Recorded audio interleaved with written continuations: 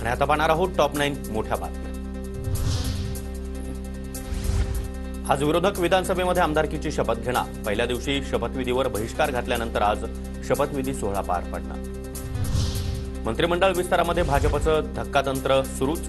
भाजप काही जुन्या चेहऱ्यांना धक्का देत नव्या चेहऱ्यांना संधी देणार। भाजपचे 15 ते 20 आमदार मंत्रिपदाची शपथ घेण्याची शक्यता, सूत्रांची माहिती।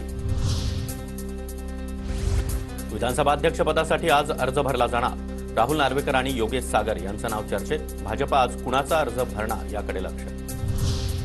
विरोधकांनी आमदारकीची शपथ न घेणं हा लोकशाहीसह जनतेचा अपमान, मुख्यमंत्री देवेंद्र फडणवीसांची टीका। निवडणूक आयोगानं बॅलेट पेपरवर निवडणूक घेण्याचं पत्र दिलं की राजीनामा देणार। नाना पटोलेंसह सुनील राऊत आणि उत्तम जानकर यांचं आव्हान।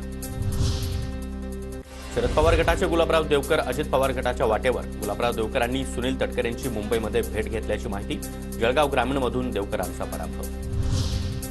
आरोप झाल्यानंतर मी अपील केलं आणि निकाल आला। संजय राऊत यांच्या टीकेनंतर अजितदादांचं उत्तर। मी दोषी भ्रष्टाचारी असतो तर कोणी माझ्यासोबत काम केलं असतं का, अजित पवार यांचा सवाल। अजितदादांना 1000 कोटींची मालमत्ता परत दिली।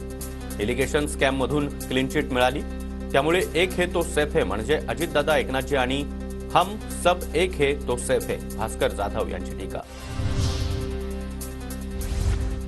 निर्दोष सुटल्यानंतर अजितदादांवर कोणी बोलू नये। कोर्टाच्या निकालावर राजकारण करणं संविधानिक भूमिकेविरोधात। अजित पवारांची जप्त प्रॉपर्टी मुक्त झाल्यावर गुणरत्न सदावर्तेंचं वक्तव्य।